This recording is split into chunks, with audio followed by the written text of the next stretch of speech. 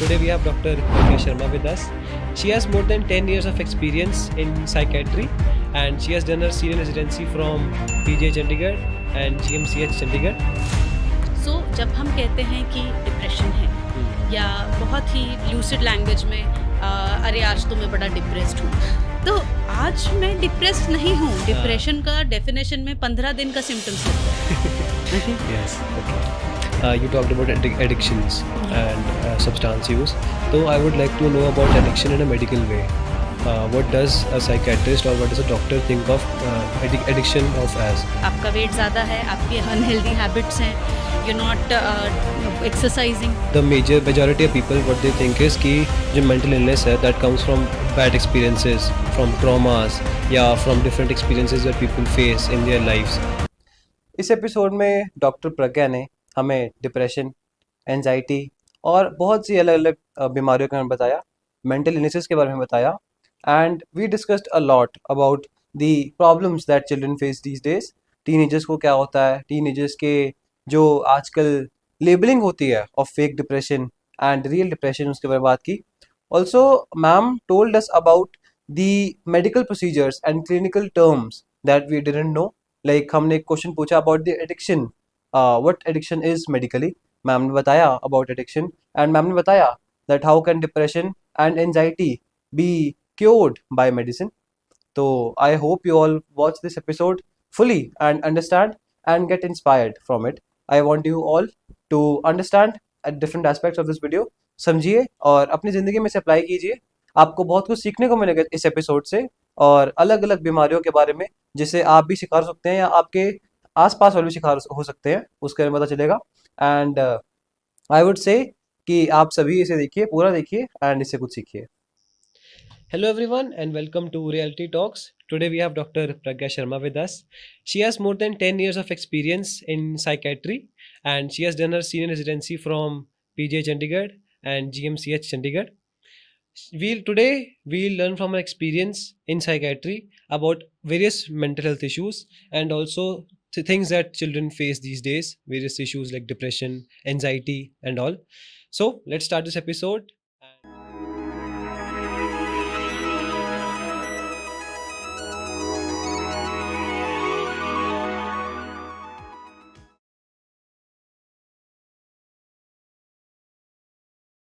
Let's start this episode with the most common issue people face these days, that is called depression. Like, we shouldn't laugh about it, but again, this is something very serious and something that should be known of and something that people should be aware of. So, this outbreak of depression has been recent. Abhi 3-4 सालों से this has been a very common issue in people. So, what do you think is the reason behind this outbreak of depression? Yeah, this awareness of depression people have these days. So, Vidit, I would say that it's not an outbreak. Hmm. It was always there. Hmm. But now people are able to identify it better. They are vocal about it. Hmm. और वो help लेने के लिए तैयार है. Right. पहले बहुत ज़्यादा स्टिग्मा था कि हमें कोई मेंटल इलनेस हुआ है या कोई मानसिक बीमारी, साइकेट्रिक इलनेस, यू नो, जो भी शब्द आप इस्तेमाल करना चाहें. बट आज with time the newer generations ये ज़्यादा ओपन है इस चीज़ को लेके, डिस्कस करने को लेके एंड उसके साथ साथ हेल्प लेने के लिए भी, भले ही वो थेरेपी के फॉर्म में हो, वो मेडिसिन के फॉर्म में हो, जैसे भी depending on the severity. But एक ओपननेस है. आज हमारी सेलिब्रिटीज़ भी इसके बारे में बात कर रही हैं, तो कहीं ना कहीं एक एक्सेप्टेंस बढ़ा है in the community. और I hope with time it only increases and the stigma just comes down.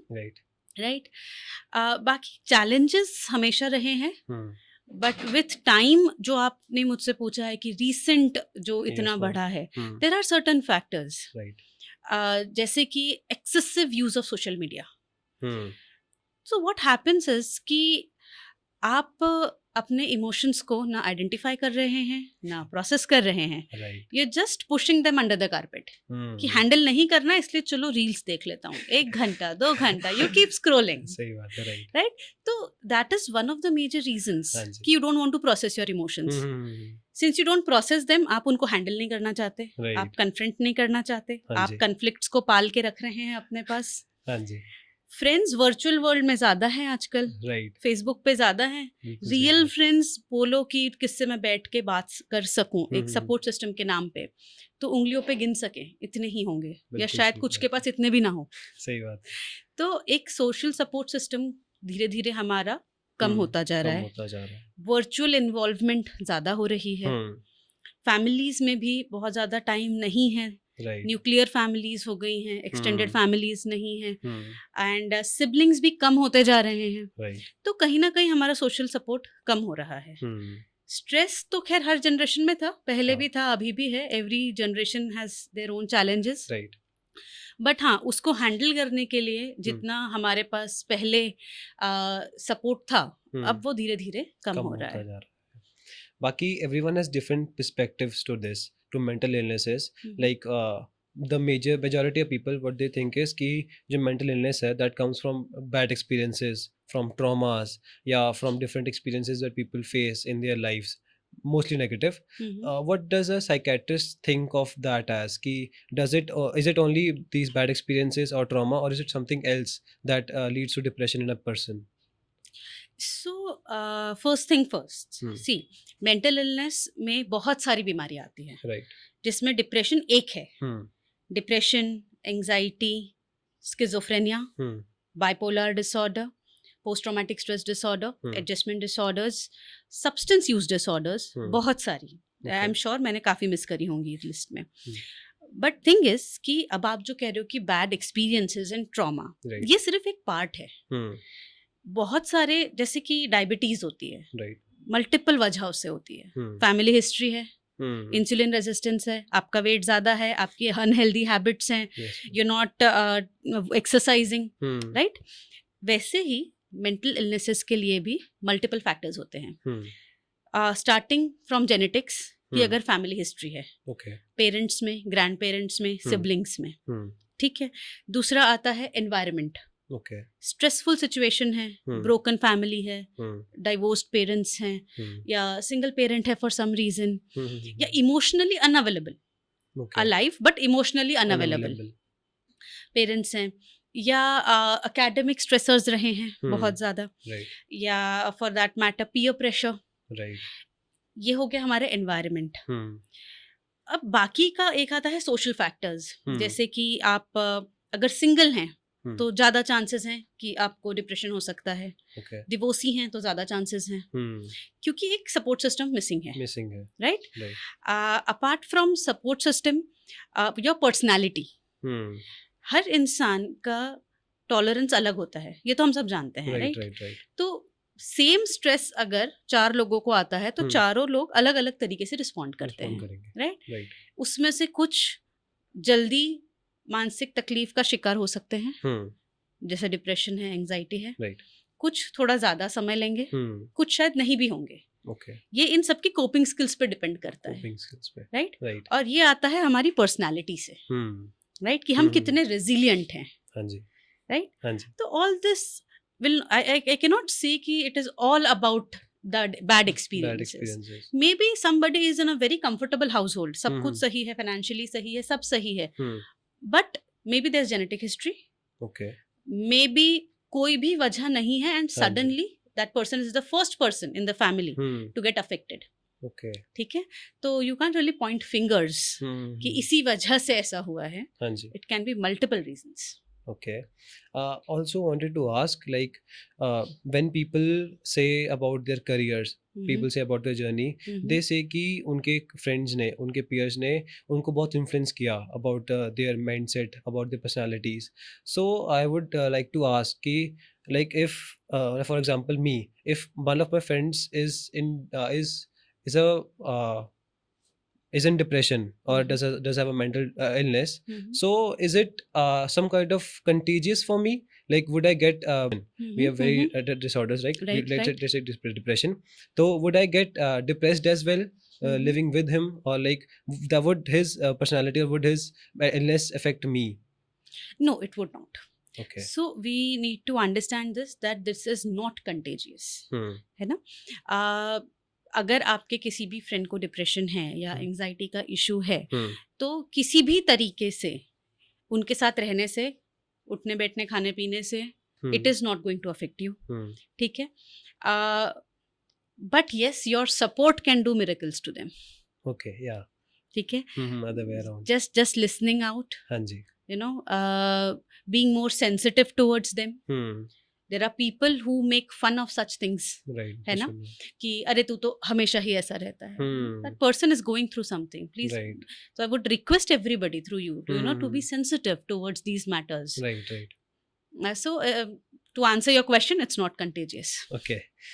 Moving forward, we'll talk about Gen Z, right? Okay. Gen Z, there are trends in Gen Z or trends at social media, and in these trends, there's something that glorifies depression. Okay. If a person is depressed, like not medically approved, if they say that they're depressed, they glorify the thing. कि हाँ यार मुझे depression है, I'm like that. So does that thing, the glorification or the labeling of oneself कि हाँ I'm depressed, does it actually affect their mental health? या actually affect the way they think? So see, there are two perspectives to this. ठीक है जी. अब with इतना सारा information available on the internet, yes, if used correctly, there is some good information also. ठीक है. तो there are lot of tools जिनको हम scales कहते हैं. Scales होती हैं, एक set of questions हैं जो कि standardized formats हैं. Right. बहुत सारी conditions को assess करने के लिए. जैसे कि depression के लिए एक HAM-D है, एक MADRS है. Okay. anxiety के लिए HAM-A है. Okay. ठीक है. ये Google पे open domain में available है आसानी से. कोई भी इन सवालों को पढ़ सकता है और अपना स्कोर निकाल सकता है. Okay. ठीक है. अब उस स्कोर से आपको क्या पता चलता है, माइल्ड, मॉडरेट या सीवियर डिप्रेशन है, एंजाइटी है, जो भी है. ADHD also for that matter. आजकल बहुत ज्यादा जेंजी को हर एक को लग रहा है उसे ADHD है फॉर दैट मैटर. राइट. तो थिंग इज कि अब with this information available, many people can actually use it to self diagnose. Okay. Though I am really against self diagnosis, क्योंकि बहुत सारी चीजें क्लिनिकल पर्सपेक्टिव से ही समझ आती हैं. राइट. ठीक है. But now with this information in hand कि ऐसी स्केल्स अवेलेबल हैं, लोग डायग्नोसिस करते हैं या कोशिश करते हैं और फिर उन शब्दों को अपनी रेगुलर वोकैबुलरी में यूज करने लगते हैं. राइट. तो अब इसमें एक सेट ऑफ पीपल ऐसा होता है जिनको सच में दिक्कत हो रही है, who are actually seeking therapy or treatment or in the form of medications, and it is their way of telling कि listen, I'm already taking help and I need help from your side as well, so please be a bit more sensitive towards these issues. Right. But yes, there can be a second group of people who are using these terms for some kind of secondary gains. Right. Right. So जब हम कहते हैं कि depression है, या बहुत ही lucid language में अरे आज तो मैं बड़ा डिप्रेस्ड हूँ, तो आज मैं डिप्रेस्ड नहीं हूँ. डिप्रेशन का डेफिनेशन में 15 दिन का सिम्टम्स लगता है. ठीक है. And it is persistent. हमेशा उदासी महसूस करना. उसके अलावा बहुत सारे और सिम्टम्स हैं. जब सेट में आते हैं 6 से 7, तब जाके वो डिप्रेशन कहलाता है. Right. सिर्फ उदासी डिप्रेशन नहीं है. जिन चीजों में आपका पहले मन लगता था अब ना लगना. ठीक है. नींद बहुत ज्यादा आना या बहुत कम आना. खाना बहुत ज्यादा खाना या बहुत कम खाना. या वजन में बढ़ोतरी या घटाना आना. उसके अलावा चिड़चिड़ाहट महसूस करना, काफी सारे नेगेटिव थॉट्स आना कि मेरा कुछ नहीं हो सकता, कोई उम्मीद नहीं है, मैं किसी चीज के लायक नहीं हूँ, खुद को नुकसान पहुंचाने के ख्याल आना. राइट. काम में ध्यान ना लगा पाना. शारीरिक रूप से बहुत ज्यादा थकान महसूस होना, हाथ पैरों में भारीपन महसूस होना. तो ये सिम्टम सेट है. ओके. ठीक है. इनमें से सर्टेन नंबर ऑफ सिम्टम्स अगर 15 दिन या उससे ज्यादा रहते हैं तो डिप्रेशन होता है. अब कितने लोग आप बताओ जो इसको रेगुलरली यूज करते हैं, उनको ये सब हो रहा है. आज किसी से झगड़ा हुआ तो कुछ देर के लिए मुझे उदास लग रहा है, तो that is not depression. Right. So thing is कि वी नीड टू अंडरस्टैंड कि हाँ, there are certain set of people जो सच में ट्रबल में हैं, but at the same time there are some who can be just using it in a very informal way. They exploit their terms. I don't know. Sometimes, you know, it gives them certain concessions with friends for behaving in certain ways. Okay. Right? So, yeah, it's a mixed bag, I would say. And I wouldn't really advocate कि इस तरीके की terms इस तरीके से use करनी चाहिए. I really wouldn't advise that. Okay. College going students की बात कर लें. We have a lot of suicide cases going on. these days भी and also earlier also बहुत सारा होता है, and they are mainly in hostel living students or the students living away from their parents, may it be PG, flat or hostel, wherever. And I think they take these steps because they get undiagnosed and they get very lonely at that time because their peers or their friends are not there for them. They're not there to speak or to emotionally connect with someone. So how can a friend of a depressed person identify that the person is depressed or identify that he is going through something? Because ऐसे होता है कि a person goes jolly around his friends कि हाँ पता लग जाए कि मैं उदास हूँ, they take it as something bad कि मैं उदास हूँ, पता लग जाए फ्रेंड्स को. तो how can someone detect that कि इसे डिप्रेशन है या he suffering through something? Right, this is a very relevant question. Yes, ma'am. Okay, so now thing is कि पहली चीज़ की जो आपने बोला, कॉलेज स्टूडेंट्स जो घर से बाहर रह रहे हैं उनको ये दिक्कत हो रही है, सिर्फ उनको नहीं, घर पे रहने वालों को भी हो रही है. ठीक है. एंड तो अब इसमें कॉलेज और हॉस्टल लाइट्स के लिए एक कुछ एडिशनल फैक्टर्स आ जाते हैं. Okay. जैसे कि ऑब्वियसली पेरेंट्स का ना होना, बहुत ज़्यादा पीयर प्रेशर रहना. ठीक. उसके अलावा एकेडमिक डिफिकल्टीज तो हॉस्टलर्स को भी है, डे स्कॉलर्स को भी आती है. राइट. उनको अपने फाइनेंसेस खुद हैंडल करने होते हैं हॉस्टलर्स को, उसमें भी कई बार दिक्कत जाती है. अपार्ट फ्रॉम दिस अक्सर देखा गया है क्योंकि हॉस्टल पे कोई सुपरविजन नहीं होता, काफ़ी ज़्यादा यूज़ ऑफ सब्सटेंसेस भी रहता है. अल्कोहल है, सिगरेट्स है, वीड है, ये चीज़ें यूज होती हैं. काफ़ी सारे हॉस्टल्स में मिली भी हैं for that matter if you just go through the newspaper. तो सब्सटेंस यूज भी एक रोल प्ले करता है इसमें, जब डिपेंडेंस डेवलप हो जाती है. तो ये सारी चीज़ें मिलके, हाँ, रिलेशनशिप इश्यूज कॉलेज में तो बड़े कॉमन है. और इम्पल्सिविटी बहुत हाई होती है उस वक्त. ठीक है, क्योंकि एज ग्रुप जो है वो बड़ा फ्रेजाइल सा एज ग्रुप है. ये सारे फैक्टर्स रहते हैं जिसकी वजह से लोग इस तरीके के कदम उठाते हैं.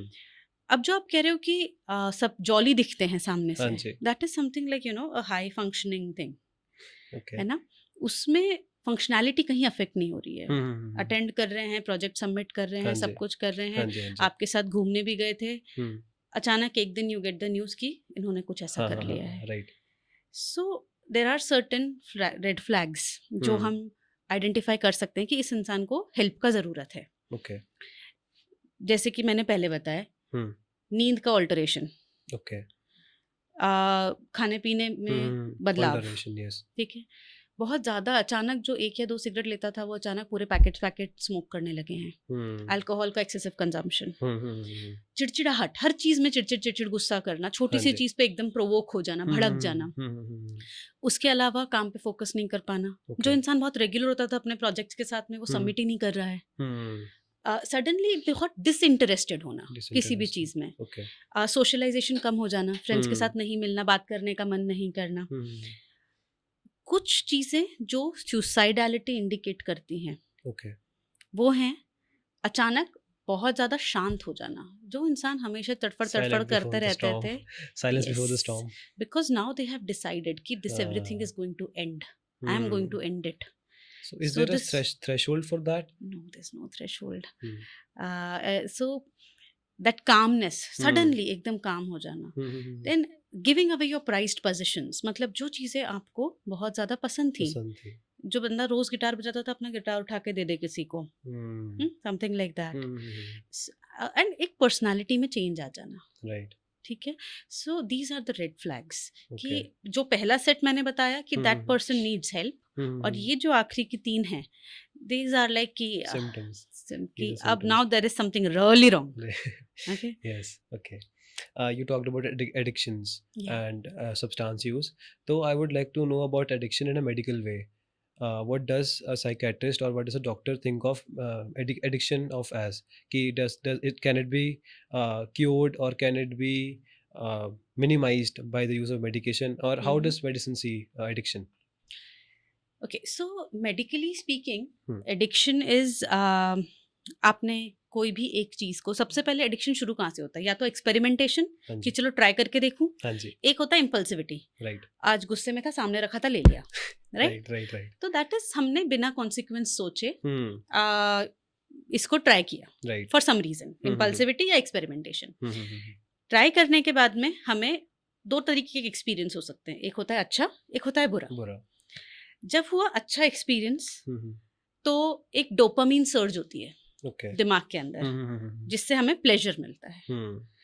जब हमें प्लेजर मिलता है तो हम उस चीज को दोबारा करना चाहते हैं, obviously we all like pleasure giving things. फिर हम दोबारा करते हैं, फिर हम 3 बार करते हैं। धीरे धीरे हमारे ब्रेन को उस चीज के नशे में काम करने की आदत हो जाती है। तो जब हम उसे कम करने की कोशिश करते हैं, हमें आते हैं विड्रॉल सिम्टम्स। ठीक है, कि अब हमारे ब्रेन को उसके बिना काम करना पड़ रहा है, जो कि ऑब्वियसली डिफिकल्ट जा रहा है, या उसे डिस्कम्फर्ट महसूस हो रहा है। अब उस डिस्कम्फर्ट को अवॉइड करने के लिए हम नशा फिर से करते हैं। Okay. That is dependence. Right. So that is how addiction develops. अब आप ये इसको सोशल मीडिया का एडिक्शन कह लीजिए, मोबाइल एडिक्शन कह लीजिए, या अल्कोहल ले लीजिए। With this line you can actually describe every addiction. Right. So addictions is basically a pump of chemicals in the brain, or what I would say. The consequence of pump of chemicals, like when you use social media, you get a lot of dopamine, and when you work out, you get a lot of adrenaline. Yes. So how does these chemicals, these brain chemicals, affect the depressive state of a person, or how does it affect the mental state of a person? So specifically if you want to talk about depression, so in depression there is एक neurotransmitter होता है दिमाग में जिसका नाम है serotonin. Okay. ठीक है, वो मेजरली रिस्पॉन्सिबल होता है। उसके अलावा नॉरेपिनेफ्रिन नाम का होता है, वो भी रिस्पॉन्सिबल होता है। और ये 2 मेन हो गए, इसके अलावा मल्टीपल छोटे छोटे न्यूरोट्रांसमीटर्स और भी हैं। ठीक है, इनकी कमी से, अगर हम बायोकेमिकल लेवल पे बात कर रहे हैं, तो इनकी कमी से डिप्रेसिव सिम्टम्स आते हैं। ठीक है, दवाइयाँ क्या करती हैं, इस डेफिसिट को बेटर हैंडल करती हैं, उसको वहाँ करेक्ट करती हैं, तो सिम्टम्स धीरे धीरे कम होने लगते हैं। Exactly. Okay. Now we talk about college students. I like to go a level down to the 11th 12th students or the board exam students. So what I think कि जैसे I've experienced, I've also given competitive exams. What I experience is that there's a point in everyone's life जहाँ पे they feel very low, or they feel anxiety or panics in the times of exams, or in the times of preparation. So how can a student personally handle all these symptoms or all these attacks, I'd say?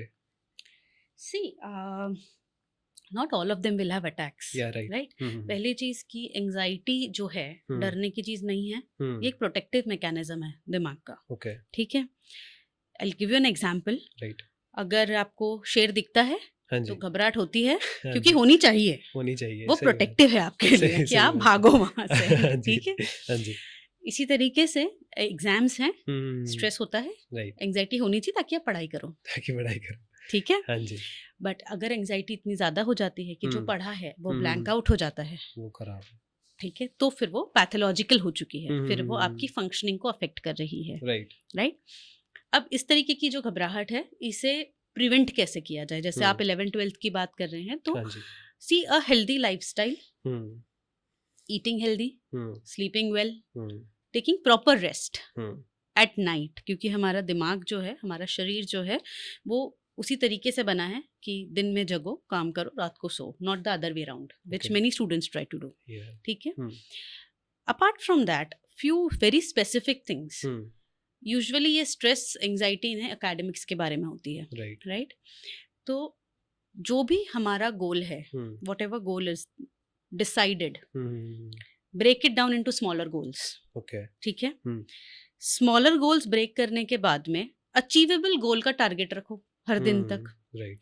Next day को एक दिन पहले plan करो, ताकि अगले दिन का structure बना हुआ हो आपके पास। Better time management. अगर किसी चीज को आधा घंटा दिया है तो उसे आधा ही घंटा देना है। अगर आपने दोनों टाइम को डिवाइड करके आप पढ़ रहे हैं, आपने 1 घंटा पढ़ने के बाद अगर 15 मिनट ब्रेक लेनी है तो प्लीज 15 ही मिनट लीजिए। स्क्रॉल करते हुए, वीडियो गेम खेलते हुए उसे 1 घंटा मत कर लीजिए। Right. So if that discipline is being maintained, आपके गोल्स छोटे हैं, अचीवेबल हैं, एंड यू नो तो there is a lot of peace of mind that comes in, क्योंकि जब आप छोटे छोटे ये गोल्स अचीव करते हो तो एक सेटिस्फैक्शन सेट्स इन कि चलो इतना हो गया, right. So that is a very easy way of avoiding this kind of anxiety. Pre planning basically, कोई भी टारगेट के पहले आप चीज काम कंप्लीट कर लीजिए अपना, to prepare your brain for what's coming. Exactly. अच्छा, अपार्ट फ्रॉम दैट, फिर भी अगर आप ऐसे किसी सरप्राइज टेस्ट जैसी सिचुएशन में फंस जाते हैं तो सिंपल डीप ब्रीदिंग हेल्प्स. ठीक है, डीप ब्रीदिंग से मेरा मतलब है जितना आपको कंफर्टेबल लगे 4 से 5 की गिनती तक आराम से सांस अंदर खींचिए, कुछ समय होल्ड कीजिए और धीरे से एक्सेल कीजिए. ठीक है, 5 से 6 बार करिए, you will feel better. Okay, ठीक है. अपार्ट फ्रॉम दिस, जर्नलिंग, अगर किसी को रेगुलर इसमें हो रहा है एंजाइटी, जर्नलिंग हेल्प्स. शाम को try and right about your day. It will help you in expressing your thoughts, whatever your concerns, your worries are, so that you can actively do something about it. Okay. Apart from that, everybody uses YouTube these days. So there is something called a guided imagery or a guided meditation, जिसमें पूरा clear instructions दिया होता है. You can always try that. That helps in relaxing. Alright. We talked about resting, right? कि आपने बोला कि 15 minute की break है, so don't scroll and don't play video games in that. So is there a proper way of resting your brain? Yes. Can you please elaborate? So when you are actually scrolling, you're only using your brain more, right? You're distracting it. Right. The proper way to relax is get up, take a walk in the balcony. अगर नीचे नहीं उतर सकते हैं तो जगह नहीं है, 10 पुशअप कर लो, वॉल पुशअप कर लो, 5 स्क्वाट्स कर लो, फिजिकली मूव करो. ठीक है, आप दिमाग को और थका रहे हैं जब आप वीडियो गेम खेल रहे हैं या आप और कुछ कर रहे हैं, you're not relaxing. Right. Okay, so मैंने ना एक बहुत interesting sorry to interrupt you. One thing, maintain your hydration. पढ़ने के टाइम पे ना हम पानी पीना भूल जाते हैं और उससे धीरे धीरे बहुत थकान आती है. तो सी टू इट कि आप थोड़ा थोड़ा पानी रखें अपने साथ, पिए, एंड मंच on healthy snacks, not on wafers. Chips वगैरह अवॉइड करें. Yes. Okay. Moving on. I have read a small, I can say it is a quote or a story, but it said कि psychiatrist was asked, a person came to psychiatrist and he said कि I talk to walls कि please cure me. So psychiatrist said कि I don't come in at this part. If you're talking to walls, I come in when the walls talk back. So how does our brain function that well कि it starts talking back, because it's all about the brain, right? So how does our brain work so efficiently, I'd say, work so good or so decisively that it manipulates us कि someone else is talking? So I wouldn't say that it works well. It is malfunctioning. That is why you are actually hearing. तो thing is कि that's true. कि जब तक आप बात कर रहे हैं भगवान से, आप बात कर रहे हैं दीवार से, कोई दिक्कत नहीं है. जिस दिन भगवान की आवाज आने लगे जिस दिन दीवार की आवाज आने लगे उस दिन दिक्कत है. तो थिंग इज कि जब कोई स्टिमुलस नहीं है और फिर भी आपको कोई चीज अगर दिखाई दे रही है या सुनाई दे रही है, तो ये ऑल्टर्ड परसेप्शन है. इसको हम हैल्यूसिनेशन कहते हैं. ये काफी वजहों से हो सकता है. नशे की वजह से हो सकता है. जिन लोगों को दिखता नहीं है, सुनाई नहीं देता है, उनके साथ हो सकता है. और उसके अलावा कुछ साइकेट्रिक कंडीशंस होती हैं, उसमें हो सकता है. ठीक है, तो वो जो आपने कोट पढ़ा है वो बिल्कुल सही है. ऑलराइट, मिथ बस्ट हो गया. Alright, so to end this episode, एक कुछ स्टोरी आप बताना चाहें about your experience as a psychiatrist, कोई पेशेंट के साथ या कोई भी ऐसा general experience that you like to share. Yeah, I would actually. So sometime back, this will be another myth busting for you, by the way. So एक patient थी, उनके फैमिली मेंबर एडमिटेड थे, तो शी वाज डीपली इन्वॉल्व्ड उनके care taking में, and वो ICU admit हुए और इनकी यहाँ तबीयत खराब हो गई, चलना फिरना छूट गया. बिल्कुल यंग लेडी, मतलब 32 ईयर ओल्ड. उनको व्हील चेयर पे लेके आए, ठीक है, एंड ऑल्टर्ड बिहेवियर के लिए. ठीक है, पहला ऑल्टर्ड बिहेवियर था कि कल तक चल रहे थे, आज नहीं चल रहे हैं, और अब अचानक इस तरीके से बात कर रहे हैं जैसे इनके आंग में कोई आया हो. ठीक है, तो इस तरीके की भाषा हम नॉर्मली यूज करते हैं, ऊपर का है, हवा है, and stuff like that.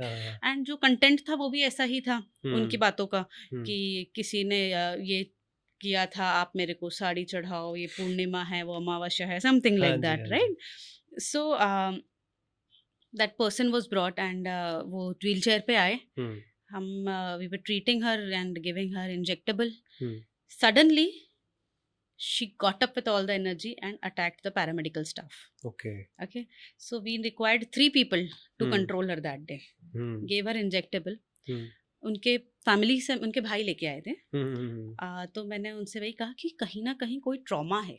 Okay. ठीक है, ये साइकोसिस नहीं है जो ये कह रही हैं. Hmm. ये this is more like a possession. इसको हम आईसीडी के हिसाब से पोजेशन डिसऑर्डर कहते हैं. Okay. एंड कहीं ना कहीं कोई ट्रॉमा है Hmm. जो ये प्रोसेस नहीं कर पा रही हैं. Hmm. कुछ फैमिली इश्यूज थे उनके. Okay. ठीक है, कुछ समय तक उनकी ट्रीटमेंट चलती रही. Hmm. जब वो अपने प्रॉपर मेंटल स्टेट में आए, हाँ जी.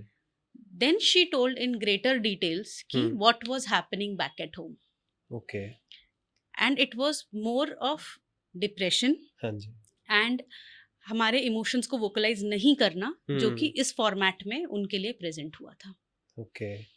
So it can take a very big form, a very Yes, bad form. it can take a very bad form. Hmm. कि आप कहाँ हो, क्या कर रहे हो, आपको कुछ नहीं पता है. That तो is इसीलिए bottling up of emotions is not a great thing, you know. right. Express it. Hmm. अगर आप किसी से एक्सप्रेस नहीं कर सकते हैं, जर्नल इट, लिख लीजिए. Hmm. ठीक है, बट येस, बॉटल अप नहीं करना चाहिए. It Hmm. Can really lead to devastating consequences. Hmm. So yeah, that lady is fine now. She's doing very well. Okay. ठीक है. Thank God. So yeah, हाँ the जी. thing is कि Hmm. seek help when needed. Hmm. मतलब जब आपको लग रहा है चीजें थोड़े हाथ के बाहर जा रही हैं, Hmm. समय रहते seek help from Hmm. friends, Hmm. family, Hmm. therapist, Right. psychiatrist, Right. whoever you think is appropriate. There should be someone to emotionally connect to. Yes, definitely. family, Emotionally someone. connect to, and at the same time, Hmm. see, we need to be very objective about it. Right. कि अगर you know कहीं भी हमें Hmm. Dysfunction आ रहा है, मतलब हमारे काम काज में फर्क पड़ रहा है, सोशल, फैमिली लाइफ Family. या प्रोफेशनल लाइफ, Hmm. तो हमें समझ जाना चाहिए कि अब हम शायद मैनेज नहीं कर पा रहे हैं. Okay. पहले तो हर इंसान अपने हाथ से ही कोशिश करता है हाँ मैनेज जी. करने हाँ की. जी. हाँ जी. हाँ जी. तो या that is one thing I really Hmm. Think is needed कि आइडेंटिफाई, वंस यू जी. Identify there is a problem, try and Please correct it, take correct. Help. Okay. Okay. So sadly we have to end this episode here. Sure. Thank you everyone for watching, and thank you ma'am for visiting us for this episode. We wish you visit again and again. We'll talk more about psychiatrists and talk more about mental health. That is needed to be talked about. This is very big issue, and that needs to be that people need to be made aware about. So let's end this episode. Thank you. Thank you, Vidit. Thank you for having me over, Thank you, ma'am. and it was wonderful talking to you. Thank you, ma'am. Thank you so Okay. much. Thank you all for watching this episode of The Reality Talks. आप सब ने इस episode को पूरा देखा, इसलिए आप यहाँ पर आए हैं. आई thank you all for watching, and I hope कि आप सबको कुछ सीखने को मिला होगा इस एपिसोड से about depression, about anxiety and about various things जो आप कर सकते हैं for your loved ones and for your neighbours या for the people around you, ताकि वो भी इस चीज़ का शिकार ना हो, डिप्रेशन का शिकार ना हो, and you yourself can be aware about everything related to depression and all. So thank you all for watching, and I want you all to tell your suggestions about the next guest on the Reality Talk Show, and anything you want to ask Dr. Pragya, please write down in the comment box. Thank you all for watching.